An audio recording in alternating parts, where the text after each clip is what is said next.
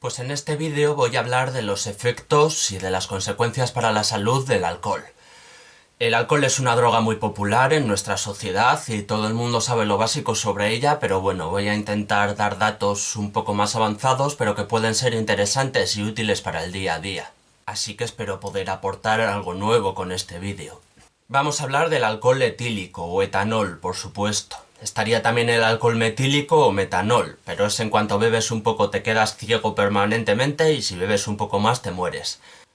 Así que no bebáis alcohol metílico. El alcohol es una droga depresora del sistema nervioso. Es por tanto relajante, reduce la actividad del sistema nervioso y las funciones vitales en general. A veces hay un poco de confusión con esto porque en la primera fase el alcohol puede producir un poco de euforia, de estimulación. También puede producir un poco de desinhibición, pero bueno, es por las zonas del cerebro cuya actividad va bajando y es solo cierta euforia inicial. El alcohol es una droga depresora del sistema nervioso. De hecho, puestos a comentar sus efectos, pues podríamos distinguir 5 fases delimitadas que se van sucediendo según la cantidad de alcohol que le metas al cuerpo. La primera fase sería la de excitación, la de euforia, como decíamos, cierto toque estimulante. Después vendría la relajación. Después el alcohol ya empieza a actuar como lo que es, como una droga depresora que reduce la actividad del sistema nervioso. Y después de la relajación viene la desinhibición propiamente dicha, el hacer cosas que solo haríamos estando borrachos y que sobrios no lo haríamos. La cuarta fase sería la embriaguez, que ya incluiría una descoordinación severa de los movimientos, incapacidad para hablar correctamente, etc. Y después vendría la fase comatosa, en la que la persona estaría semiconsciente o inconsciente y avanzando hasta el coma etílico, que por supuesto puede provocar la muerte también. Para medir el alcohol a veces se usa la unidad estándar, que equivale más o menos a una cerveza o a un vaso de vino. A mí no es un sistema que me guste mucho usar, pero bueno, en alguna ocasión puede ser útil, así que por lo menos queda ahí la definición de unidad estándar por si lo oís en algún lado. La cantidad de gramos de alcohol y de mililitros de alcohol en la sangre ya es una medición un poco más significativa porque también va a influir en los test de alcoholemia que se aplican en carretera, claro. Para calcular los gramos de alcohol de una bebida, la fórmula es los centilitros de la bebida por la graduación de la bebida por 8, todo ello dividido entre 100. Y la tasa de alcoholemia son los gramos de alcohol consumidos dividido entre el peso en kilogramos de la persona por 0,7 en el caso de los hombres y 0,6 en el caso de las mujeres. Luego vemos por qué. A partir de esto se calcularía la tasa de alcoholemia, que es lo que va a determinar si puedes conducir o no. Y bueno, ni qué decir tiene que el peligro de coger el coche y conducir va estando bajo los efectos del alcohol es bastante grande y creo que la DGT hace suficientes campañas sobre eso, pero yo por si acaso lo remarco. He venido siempre con 100 y pico de vena en alcohol. En cuanto a los factores que pueden influir sobre la forma en la que el alcohol nos hace efecto, hay que tener en cuenta unos cuantos, tanto biológicos como psicológicos, etc. Uno que me parece destacable es el de hombres y mujeres en cuanto al sexo biológico. El alcohol afecta más a las mujeres. Esto se debe a la prevalencia de una enzima que se encuentra en menor cantidad en el cuerpo de las mujeres, la alcohol deshidrogenasa, que es una de las enzimas que se usan para procesar el alcohol y al estar en menos cantidad hace que el alcohol tarde más tiempo en procesarse.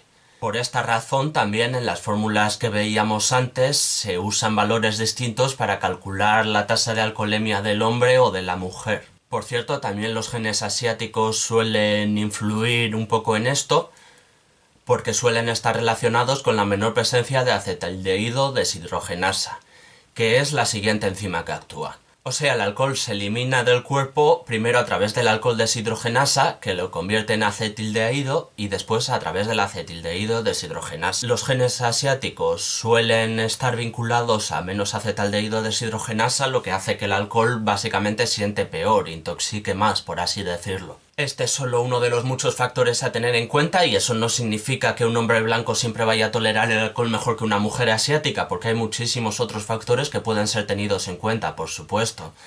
desde el peso, también la cantidad de comida que se tenga en el estómago, etc. También habría que tener en cuenta la tolerancia, por supuesto, como con todas las drogas, y la tolerancia hay que tener en cuenta que es un proceso cerebral.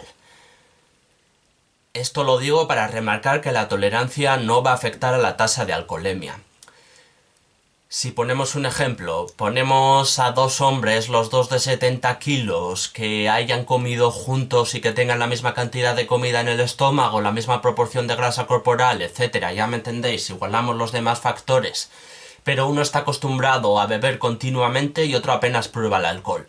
Estos dos hombres, que son iguales en lo demás, se toman un cubata cada uno, y lógicamente el que está acostumbrado a beber un cubata no le va a hacer absolutamente nada, mientras que el otro con un cubata pues ya irá un poco mareado o se podría decir que hasta borracho. Sin embargo, la tasa de alcoholemia que van a arrojar los dos es exactamente la misma, porque la tasa de alcoholemia no mide la tolerancia que se tenga al alcohol.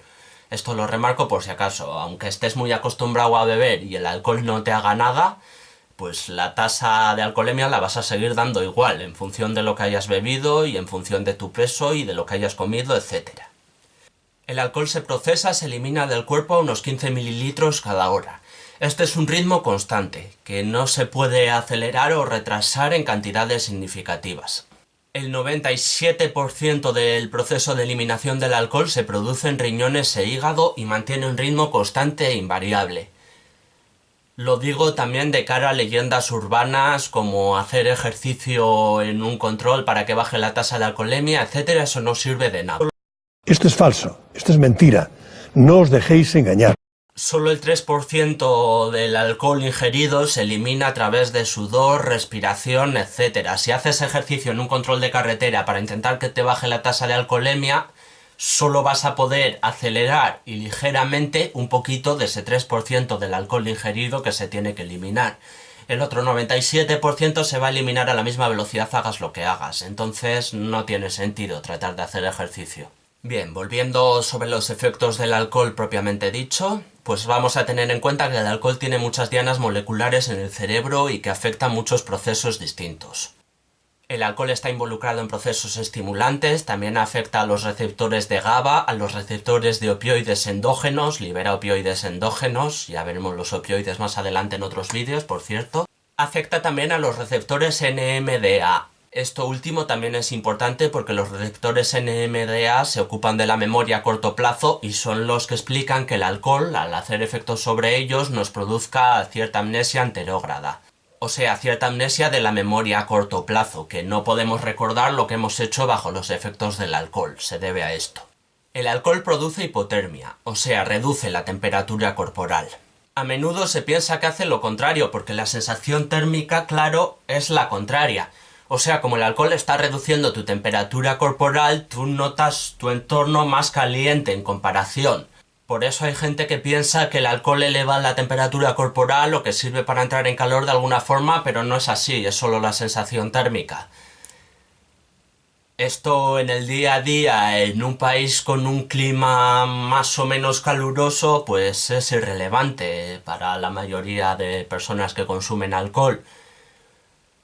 Pero hay que tenerlo en cuenta también para otros climas y para determinados problemas sociales, por ejemplo, personas sin techo que consumen alcohol en noches frías pensando que va a aumentar su temperatura corporal cuando es al revés, la están reduciendo y se están poniendo en grave peligro de morir de frío. Esto pasa bastante a menudo, lo digo, o sea, más de lo que nos gustaría y más de lo que debería. Así que en resumidas cuentas, el consejo es no consumir alcohol cuando vayas a estar expuesto a una situación de mucho frío, pero aparte de eso, el alcohol también produce deshidratación.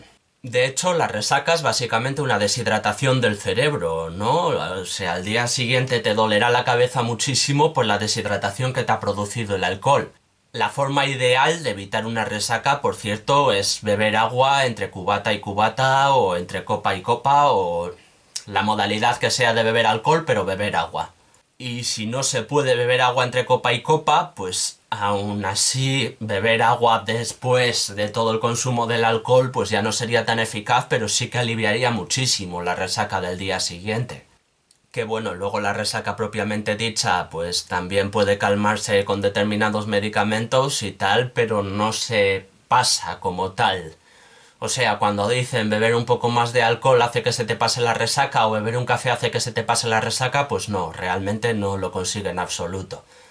Lo único que se puede hacer ya con la resaca es beber líquidos, que no sean alcohol, lógicamente, para no deshidratarse otra vez, y reponer los líquidos perdidos y tratar de aliviar los síntomas. No va a haber ningún milagro para pasar la resaca una vez ha entrado. Y por supuesto, esta deshidratación que produce el alcohol también lleva a que haya que tener cuidado con el consumo de alcohol cuando hace mucho calor. Remarcar esto, que antes he avisado de los peligros del consumo de alcohol cuando hace mucho frío por la hipotermia que produce, y ahora aviso de los peligros del alcohol cuando hace mucho calor por la deshidratación que produce. Las dos cosas implican peligros distintos, tanto beber cuando hace mucho frío como beber cuando hace mucho calor. Entonces tener en cuenta ambas cosas y tratar de paliarlas en la medida de lo posible. Ya sea abrigándose más si sabes que va a hacer frío y vas a beber, o bebiendo agua entre cubata y cubata si hace mucho calor, como decía, pero bueno, intentar paliar esto en la medida de lo posible para beber más responsablemente y con menos consecuencias negativas. El consumo de alcohol puede llevar a daños en todo el sistema digestivo en general, sangrado de estómago, pancreatitis aguda, enfermedades del hígado como la hepatitis o la cirrosis. También aumenta las posibilidades de desarrollar cáncer en todas las partes del aparato digestivo, desde cáncer de garganta hasta cáncer de colon, pasando por todo lo que hay en medio. Puede provocar también alteraciones en el ciclo del sueño, muerte de neuronas, síndrome de Korsakoff. A nivel cardiovascular también puede provocar hipertensión y diversos problemas cardíacos, debilitando el corazón, etc. Vamos, el alcohol es perjudicial, se consuma en la cantidad que se consuma. Esto también quiero remarcar, existe la falacia de que el alcohol en cantidades moderadas no supone ningún daño. Es falso. El alcohol, aunque sea en cantidades moderadas, sí produce cierto daño al organismo. Yo no estoy diciendo a nadie que deje de beber o que no beba en absoluto, pero por lo menos que sepa que le va a hacer daño, aunque consuma solo de vez en cuando. La manera en la que se trata de hacer creer que el alcohol en cantidades moderadas no supone riesgos es mediante interpretaciones erróneas de las conclusiones de algunos estudios. Esto es, se coge a un grupo de personas que no beben alcohol en absoluto, a otro grupo de personas que beben alcohol muy ocasionalmente y se comparan. Al hacer esto, veremos que las personas que consumen alcohol ocasionalmente tienen mejor salud de media que las que no consumen alcohol en absoluto. ¿Pero se puede extraer de ahí la conclusión de que el alcohol en cantidades moderadas es beneficioso o no es perjudicial? No, tiene trampa. Hay un factor enmascarado que no estamos teniendo en cuenta. En la sociedad actual prácticamente todo el mundo consume alcohol. Entonces, si quieres seleccionar para este estudio un grupo de gente que no consuma alcohol en absoluto, generalmente las personas abstemias lo son por motivos de salud. O bien han sido alcohólicos en el pasado, o bien tienen cierto problema de hígado o de estómago o de lo que sea que les limita para beber alcohol, y eso es lo que hace que hayan tomado la decisión de no probar el alcohol en absoluto. Entonces, si les comparamos con las personas medias que consumen alcohol de forma moderada, nos encontramos que las personas que no prueban el alcohol en absoluto tienen peor salud, sí, pero no es por no probar alcohol, sino precisamente por la patología previa que ha hecho que tomen la decisión de no tomar alcohol. Si intentamos eliminar este factor enmascarado y comparamos la salud de personas que consumen ocasionalmente alcohol con la salud de personas que no consumen el alcohol, pero no lo consumen por una decisión que no está motivada por razones de salud, entonces sí nos encontraremos que el alcohol es perjudicial incluso en cantidades moderadas. Eso es lo que no se suele decir tan a menudo, y de ahí esa falsa creencia de que el alcohol puede no hacer daño si se consume solo de vez en cuando. Bien, la adicción psicológica al alcohol es fácil de desarrollar, se puede desarrollar incluso para un contexto determinado, únicamente pues la persona que necesita beber alcohol para estar de fiesta, pero bueno. ¿Le importa que le haga unas preguntas? No de modo oficial. Incluso oficial, si quiere. ¿Cuál es su nacionalidad? Soy borracho. Centrándonos en la adicción física, hay que decir que aunque tarda bastante en aparecer, porque que consume cantidades muy altas de alcohol, es de las más peligrosas que existen. Para el tratamiento del alcoholismo hay muchas asociaciones, muchas terapias distintas, también a veces se usan medicamentos como el disulfiram, que produce una terapia de condicionamiento aversivo, porque al mezclar disulfiram y alcohol se siente un profundo malestar físico que hace que termines odiando el alcohol.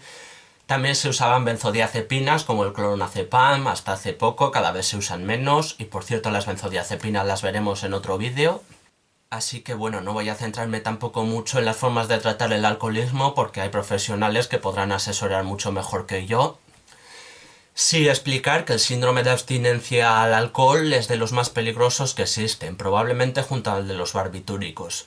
El síndrome de abstinencia del alcohol, una vez se ha desarrollado una adicción física, es más peligroso para la salud que otros mucho más mitificados como el síndrome de abstinencia a la heroína, por ejemplo. No, el del alcohol es mucho más peligroso. En los casos más graves, ante un síndrome de abstinencia de alcohol, se entra en la fase de delirium tremens, que tiene un porcentaje de mortalidad altísimo. O sea, entre un 10 y un 15% de las personas que entran en delirium tremens mueren, y eso recibiendo atención médica. Si no reciben atención médica, la cifra se eleva hasta un 30-35% de personas que mueren por el propio cuadro de la abstinencia.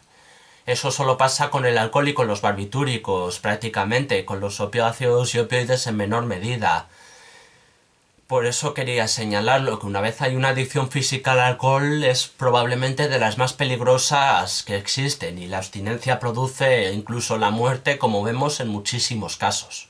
Por último, decir también que el alcohol es peligroso por sobredosis, hay bastante riesgo de sobredosis, efectivamente. Esto es muy conocido, pero eso, que el margen de seguridad del alcohol respecto a otras drogas, pues es bastante pequeño. Y no hace falta multiplicar por mucho la cantidad de una dosis mínima o la cantidad de una dosis moderada para encontrarnos con una dosis letal. Ante una sobredosis, lo mismo con esto que para prácticamente cualquier droga que tenga peligro de producir una sobredosis letal, pues eso, llamar a una ambulancia lo antes posible. Poner a la persona en posición de seguridad y si se conocen los primeros auxilios, aplicarlos. En el caso del alcohol, además, nos encontramos con que la inmensa mayoría de las veces va a ser alcohol ingerido, como se consume, ¿no? La gente no se suele pinchar alcohol ni lo suele esnifar, generalmente, vamos, o sea, se podría consumir el alcohol de otras formas, pero la gente no se lo suele meter en vena, lo suele beber, lo que nos lleva a que probablemente haya más alcohol en el estómago que puede empeorar la sobredosis que ya se está teniendo. Por ese motivo está el debate del vómito, de si conviene hacer vomitar a la persona que se encuentra en coma etílico o a punto de entrar en coma etílico para evitar que vaya peor.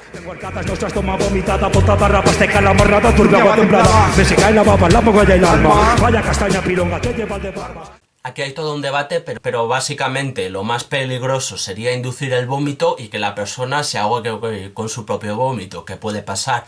De hecho, por eso también remarcaba antes lo de la postura de seguridad, no ponerle en una postura en la que si vomita se puede ahogar.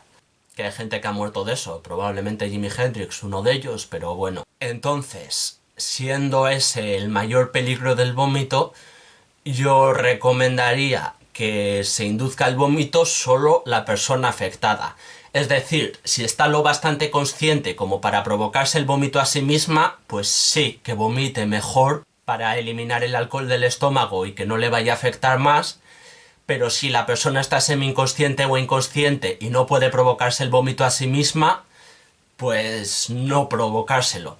Porque si la persona está tan inconsciente que no puede provocarse el vómito a sí misma, pues probablemente también está inconsciente como para ahogarse con el vómito.